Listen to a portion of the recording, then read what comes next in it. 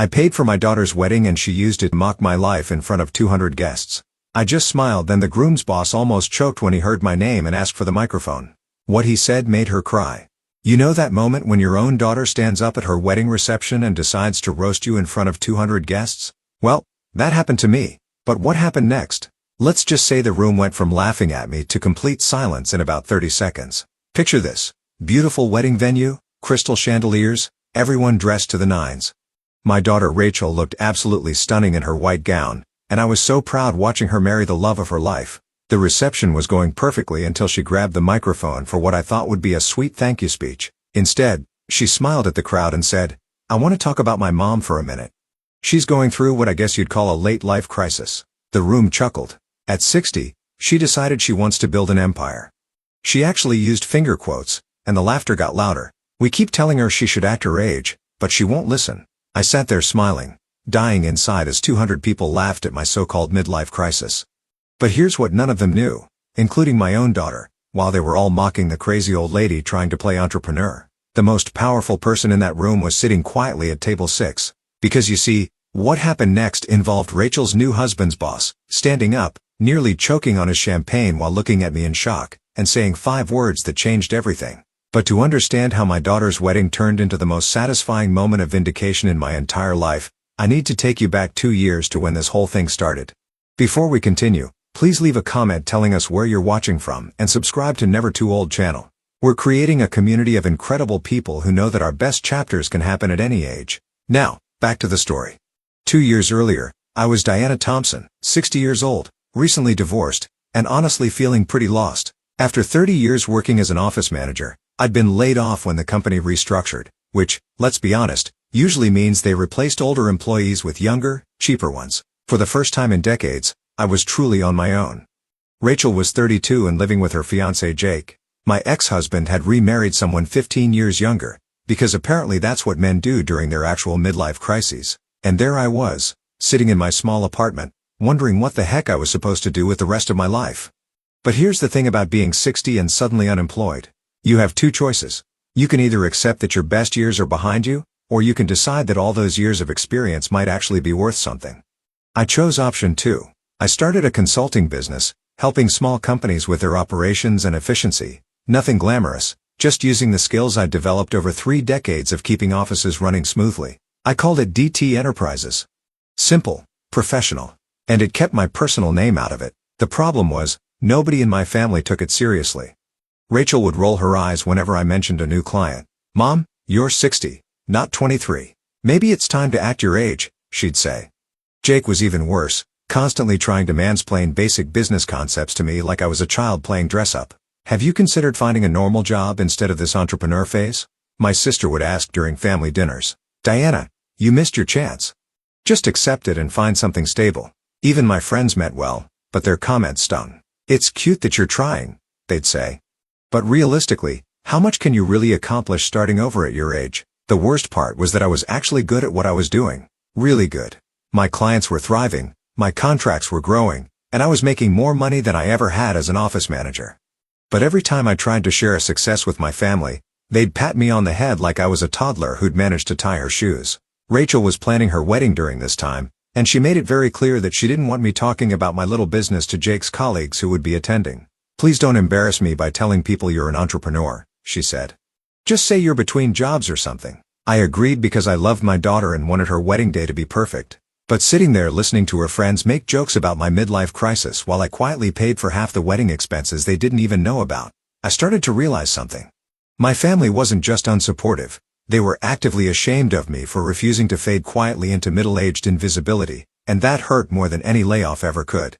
The wedding day arrived, and it was absolutely beautiful. Rachel had chosen this gorgeous venue with crystal chandeliers and floor-to-ceiling windows overlooking a garden. I'd helped pay for quite a bit of it, actually, though she just assumed the money came from my divorce settlement rather than my thriving business. I dressed carefully that morning, nice but not too flashy, elegant but not attention-grabbing. The last thing I wanted was to upstage the bride on her special day. Rachel had specifically asked me not to mention my consulting work to Jake's colleagues who would be attending, and I'd promised to keep quiet about my success. "Just blend in, Mom," she'd said during the rehearsal dinner. "Jake's boss Mr. Anderson will be there with his wife plus a bunch of people from his tech company. These are serious business people, so please don't go on about your little projects. I bit my tongue and nodded. Little projects, right? The ceremony was perfect. Rachel looked like a princess. Jake seemed genuinely happy, and I cried happy tears watching my daughter start this new chapter. During the cocktail hour, I mingled quietly, making small talk with other family members and staying well away from Jake's work crowd. But I couldn't help overhearing some of their conversations. These tech company people were discussing business deals, market strategies, recent acquisitions in their industry. I knew more about their sector than they probably realized, but I kept my mouth shut and smiled politely when introduced as the bride's mother. Then came dinner, and everything was going smoothly until Rachel's maid of honor decided to give a speech. She started sweet, talking about their friendship and how beautiful the wedding was, but then she shifted gears. Now I have to talk about the bride's family, she said with a grin. Especially Rachel's mom, who's been quite the character lately. The room chuckled, and I felt my stomach drop.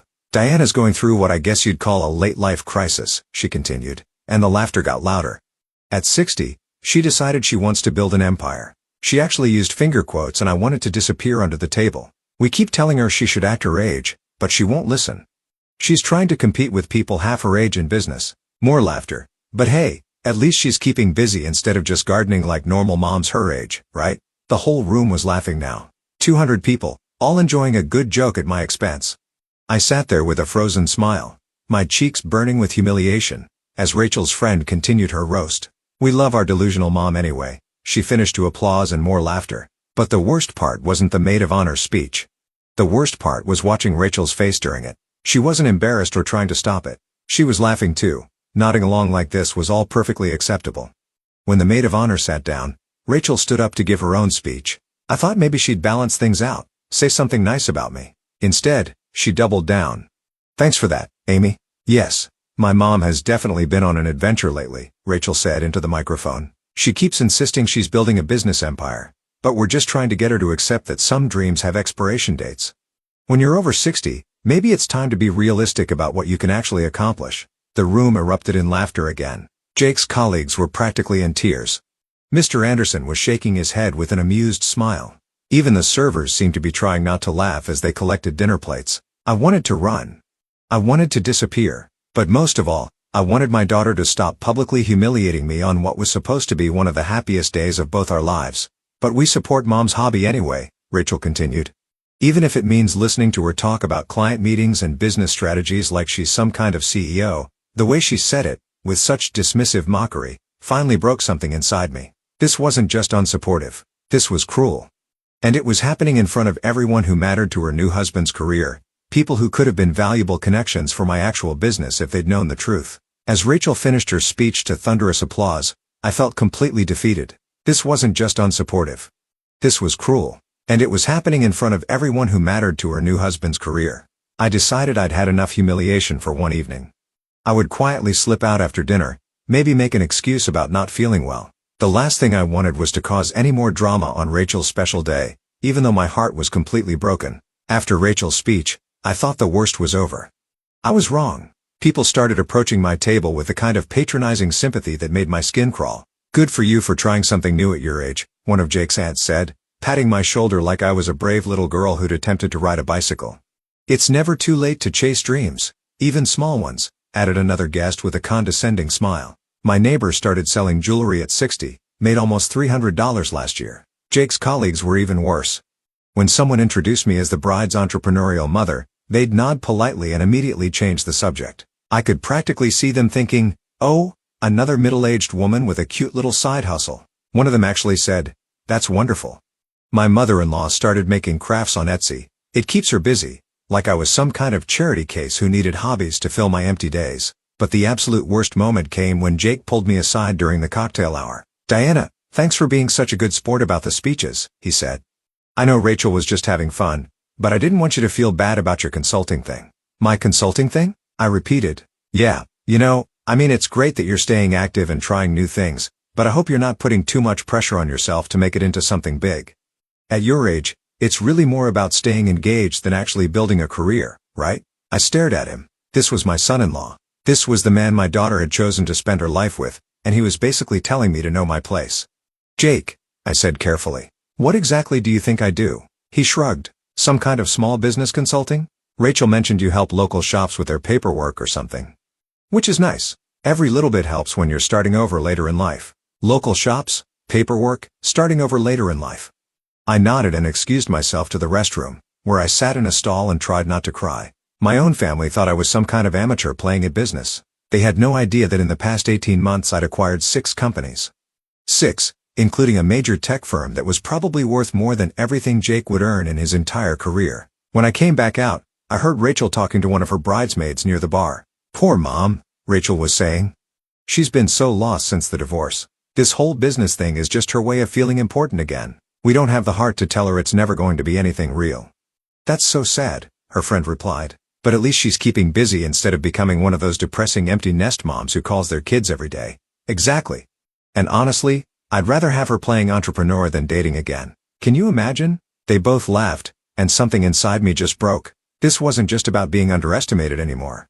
My own daughter genuinely believed I was a pathetic middle-aged woman desperately grasping for relevance. She thought my success was make-believe, my ambitions were delusional, and my accomplishments were just sad attempts to feel important. The irony was devastating.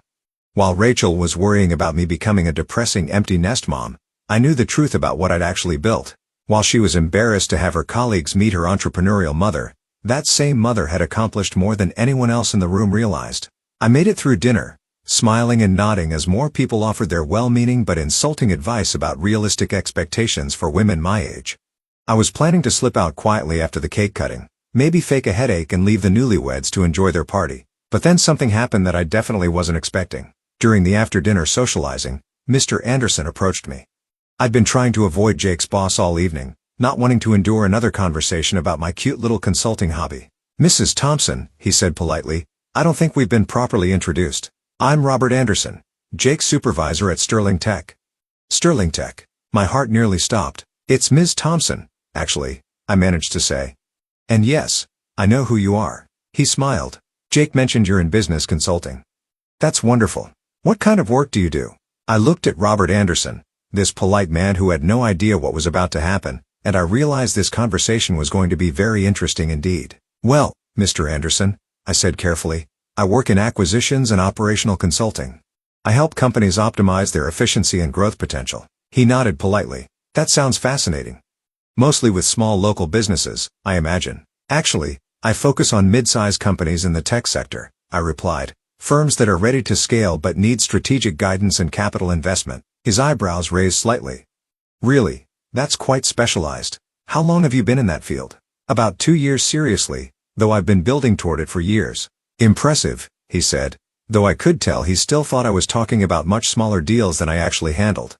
"Have you worked with any companies I might know?" I paused. This was the moment where I could either continue deflecting or be honest. After everything that had happened tonight, I was tired of hiding. "Actually, yes. I recently completed an acquisition of Sterling Technologies." The change in his expression was immediate and dramatic. His polite smile froze, then slowly faded as his eyes widened. "Sterling Technologies. Yes. The acquisition closed about 3 months ago." He stared at me for a long moment, and I watched as the pieces clicked into place in his mind. "Wait a minute. Sterling Technologies was acquired by DT Enterprises." His voice was getting quieter. "You're not saying I'm D. Thompson, yes?" The color drained from his face. "You're the D. Thompson? The D. Thompson who acquired Sterling?" "That would be me." He nearly dropped his champagne glass. "Oh my God. Oh my. I had no idea. I mean, when Jake said his mother-in-law was in consulting, I never imagined." He was stammering now, completely flustered. "Miss Thompson, I am so sorry. If I had known..." "It's fine, Mr. Anderson." I deliberately keep a low profile. But he wasn't fine. He was clearly panicking, running his hand through his hair. "Ma'am, I need to apologize for this entire evening. The way people have been talking to you, treating you like..." He looked around the room where people were still making jokes about my hobby business. "This is mortifying. Mr. Anderson, please don't worry about it." I chose not to correct anyone. "But you shouldn't have had to.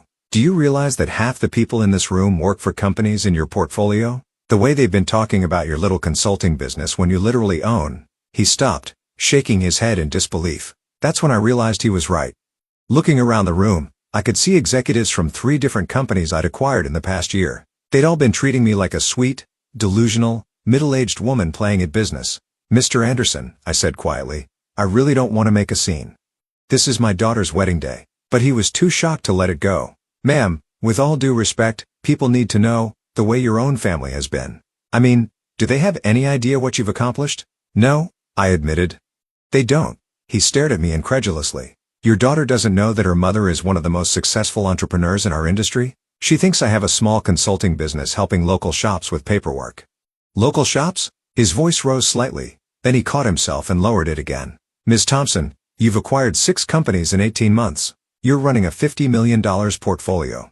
You're not just successful, you're a powerhouse in the sector. I could see other people starting to notice our intense conversation. Jake was glancing over with a curious expression, probably wondering why his boss was talking so seriously with his hobby entrepreneur mother-in-law. Mr. Anderson, please, I said. I really don't want to take attention away from Rachel and Jake tonight, but I could see the internal struggle on his face. As a business professional, he was clearly horrified by how I'd been treated. As someone who worked in an industry where reputation and respect mattered enormously, he couldn't stand watching me be dismissed and mocked. I understand your concern for your daughter, he said finally, but Ms. Thompson, what's happening here isn't right. These people don't just owe you respect as a person, they owe you respect as their boss. Their boss? Jake works for Sterling Technologies, which you now own. The Hendersons over there? They work for Quantum Solutions. You acquired that in January. The Patel couple? Dataflow Systems. That was your March acquisition. He gestured around the room. Half of these people's paychecks ultimately come from companies you control. And they're making jokes about your midlife crisis. I felt a strange mix of vindication and sadness. Here was proof that I'd built something significant, something that mattered. But it also highlighted just how completely my own family had misjudged and underestimated me. What's really disturbing, Anderson continued, is that your daughter's speech essentially mocked you for having unrealistic business ambitions, but you haven't been unrealistic at all. You've been incredibly successful. She just doesn't know it.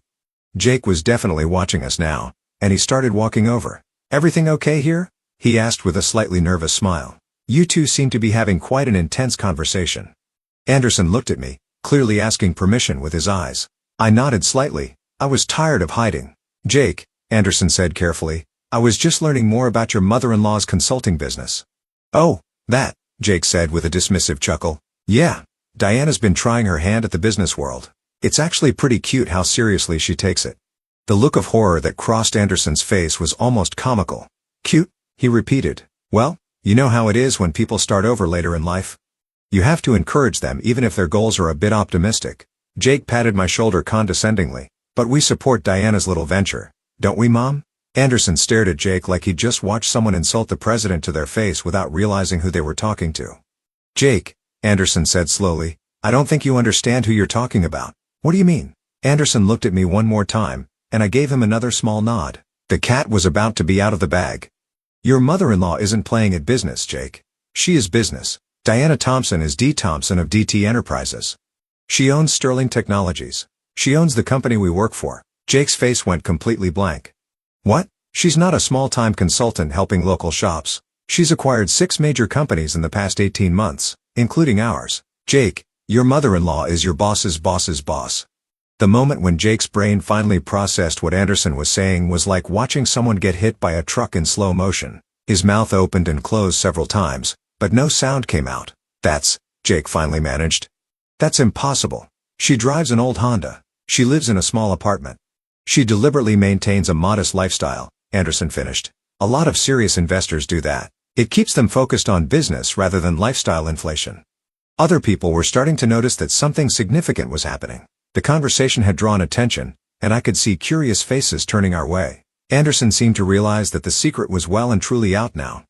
And honestly, after the evening I'd had, I wasn't entirely upset about it. You know what? Anderson said, his voice getting slightly louder. I think people should know this. And before I could stop him, he was walking toward the microphone. Excuse me, everyone, Anderson said into the microphone, his voice carrying across the entire reception hall. I'm sorry to interrupt the festivities, but I need to share something remarkable that I just discovered. The music stopped. All conversations ceased. 200 people turned to look at him with curious expressions. I wanted to disappear under the table, but it was too late now. Ladies and gentlemen, I just had the most enlightening conversation with the mother of the bride, Anderson continued. I need to apologize to everyone here, and especially to Ms. Diana Thompson for a serious misunderstanding. Rachel was staring at Anderson with confusion. probably wondering why her new husband's boss was talking about me at her wedding reception. You see, we've all been treating Ms. Thompson as if she were some kind of amateur dabbling in business as a hobby. We've been patronizing her, dismissing her accomplishments, and frankly, we've been incredibly rude. The room was dead silent now. I could feel every eye in the place turning toward me. What we didn't realize, Anderson's voice grew stronger, is that Diana Thompson is actually Dee Thompson, the founder and CEO of DT Enterprises. She's one of the most successful entrepreneurs in our industry. Gasps echoed around the room. Someone dropped a fork. I heard Rachel make a small choking sound. In the past 18 months alone, Ms. Thompson has acquired 6 major companies, including Sterling Technologies, where I work as Chief Operating Officer. Anderson's voice carried a note of amazement. She's built a $50 million business portfolio while we've all been treating her like she was playing dress-up. The silence was deafening. Then all hell broke loose. What? Rachel shrieked loud enough that everyone in the room heard her. People started talking all at once. I saw the Hendersons frantically whispering to each other. They'd been among the most condescending about my cute little business. The Patels looked like they'd seen a ghost. Jake was still standing there with his mouth hanging open like a fish. Furthermore, Anderson continued, clearly on a roll now, I need to point out that roughly half the people in this room actually work for companies that Ms. Thompson now owns. So when we've been making jokes about her unrealistic business dreams, we've essentially been mocking our own boss. That's when the real panic set in. I watched executives and employees frantically trying to remember every dismissive comment they'd made to me throughout the evening. The man who'd compared me to his crafting aunt looked like he was about to be sick. Rachel was staring at me with an expression I'd never seen before. Complete shock mixed with something that might have been horror. "Mom," she said, her voice barely audible over the crowd noise. "Is this true?" Before I could answer, Anderson spoke again. "I think Miss Thompson should be the one to respond to that question." He handed me the microphone. 200 people fell silent again, all waiting for my response. This was definitely not how I'd planned to spend my daughter's wedding reception. "Well," I said, my voice shaking slightly, "yes, it's true. I am Dee Thompson of DT Enterprises." The room erupted again, but I kept talking. "I know this comes as a surprise to many of you, especially my family. I've deliberately kept a low profile because I prefer to let my work speak for itself rather than seeking publicity or recognition." I looked directly at Rachel, who was staring at me like she'd never seen me before. "Honey, I didn't tell you because you specifically asked me not to talk about my business tonight. You were embarrassed by what you thought was my little consulting hobby, so I respected your wishes and stayed quiet. But Mom," Rachel's voice was tiny now, "you said you were doing small business consulting." "I never said small business consulting. I said business consulting. You assumed it was small because..." I paused, trying to find a diplomatic way to say this. "Because you thought I was too old and inexperienced to accomplish anything significant." The room was so quiet you could have heard a pin drop. "When you gave your speech earlier about my late life crisis and how I should act my age, you were talking about a business that employs over 400 people across 6 companies. I kept my voice gentle but clear. When you said I was being unrealistic about what I could accomplish, you were referring to accomplishments that have already happened." Jake finally found his voice. "Diana, I had no idea. I'm so sorry for everything I said. I feel like such an idiot." "Jake, you assumed that a woman my age couldn't possibly know more about business than you do. That's worth thinking about." But the person I was really watching was Rachel. My daughter looked absolutely devastated and not in a good way. She wasn't proud or excited about my success. She looked mortified that she'd been so wrong, so publicly. "Mom," she said quietly, "why didn't you tell me? Because every time I tried to share good news about my business, you'd roll your eyes and change the subject. You told me I was having a midlife crisis. You said some dreams have expiration dates. You asked me not to embarrass you by talking about my work to your fiancé's colleagues." I gestured around the room, many of whom, as it turns out, now work for me. The implications of that were starting to sink in around the room. I could see people frantically trying to remember if they'd said anything particularly offensive about the delusional old lady and her business fantasies. Anderson stepped forward again. "If I may add something," he said, "Ms. Thompson has been incredibly gracious about tonight's misunderstandings. A lesser person might have been deeply offended by some of the comments that were made." Rachel's maid of honor, who had started the whole thing with her speech about my late life crisis, looked like she wanted to disappear through the floor. "But what I find most impressive," Anderson continued, "is that Ms. Thompson was willing to endure public mockery rather than upstage her daughter's wedding with news of her business success. That shows remarkable character and love for her family." Now Rachel really looked like she was going to cry, but not from happiness. "So," I said into the microphone, "I hope you'll all forgive the dramatic revelation. This wasn't how I planned to spend the evening, But sometimes the truth has a way of coming out. I looked at Rachel with all the love I could muster. And now let's get back to celebrating this beautiful couple and their future together.